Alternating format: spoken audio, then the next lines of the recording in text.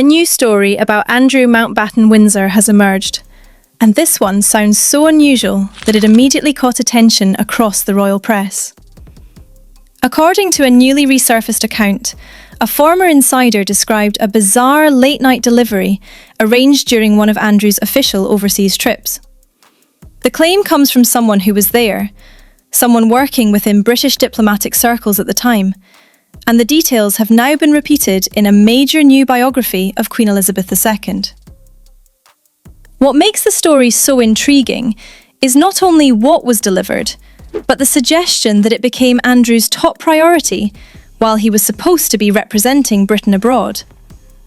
And for many royal watchers, it fits into a much wider pattern of stories that have followed him for years. Stories about entitlement, awkward behaviour, and priorities that often seemed out of step with public expectations.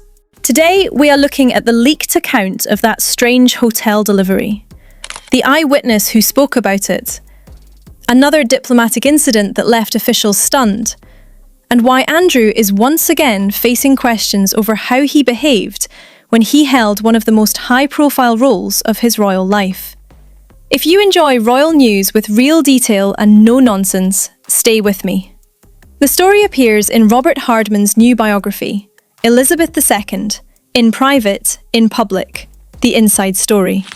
Hardman is one of the best-known royal writers in Britain, and his work often draws on interviews with people who were inside government, the palace, and diplomatic circles.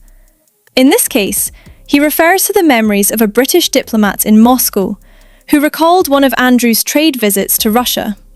Now remember, this was during the years Andrew served as the UK's Special Representative for International Trade and Investment. It was a serious role.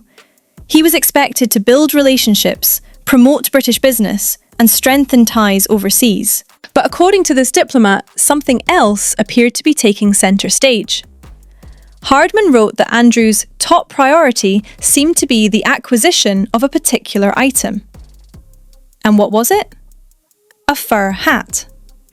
Yes, according to the account, Andrew was so focused on finding the right fur hat that several were reportedly delivered to his hotel late in the evening for him to choose from. Then came the line that really got people talking. The diplomat claimed the hats were brought by some very pretty shop assistants. That one sentence has turned a curious story into a headline-making one, because suddenly it was no longer just about shopping. It became another anecdote raising questions about judgment, priorities, and behaviour during an official trip. To be clear, this is one person's recollection, quoted in a biography. We do not have a palace response attached to the story, and the exact date of the trip has not been specified in the extract now circulating. But even so, it has spread quickly, because it sounds exactly like the kind of tale that sticks in the public mind. And it is not the only diplomatic story now being discussed. Former British Ambassador to Italy, Sir Ivor Roberts, has previously recalled another uncomfortable moment involving Andrew during a 2004 trip to Florence. According to Sir Ivor, Andrew was introduced to a member of the famous Schiaparelli family linked to the historic fashion house. Andrew allegedly replied, "I've never heard of you." Sir Ivor later described the remark as gratuitously rude. That comment says so much, because it came from a senior ambassador speaking on the record. It was not an identified gossip. It was an experienced diplomat saying publicly that the behaviour had crossed a line. These stories are now getting renewed attention because Andrew's reputation has already been badly damaged in recent years. He stepped away from royal duties after the Jeffrey Epstein scandal. His military roles were removed, public appearances became rare, and his former status within the monarchy changed dramatically. Then came another extraordinary headline this year. In February, Andrew was arrested by Thames Valley Police on suspicion of misconduct in public office.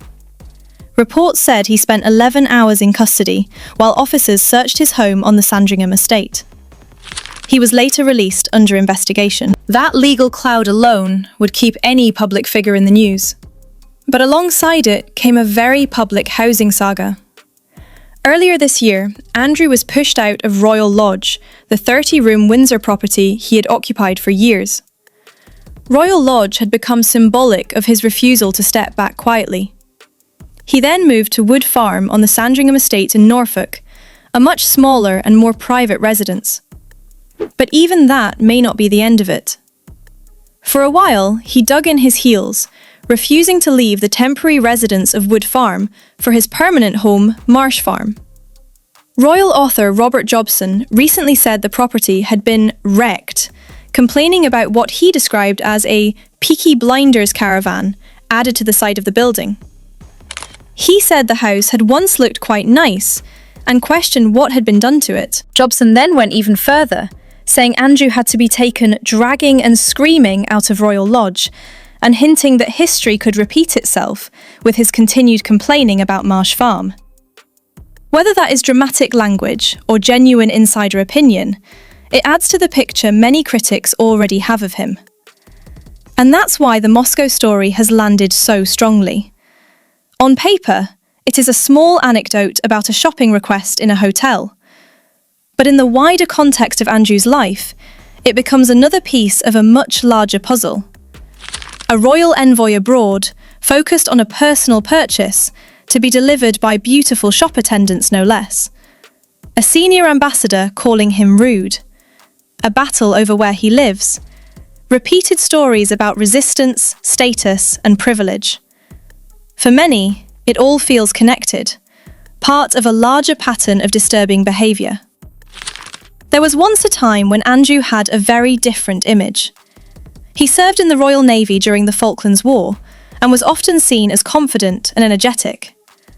But that version of Andrew feels very distant now. Perhaps it was never real at all, only for show.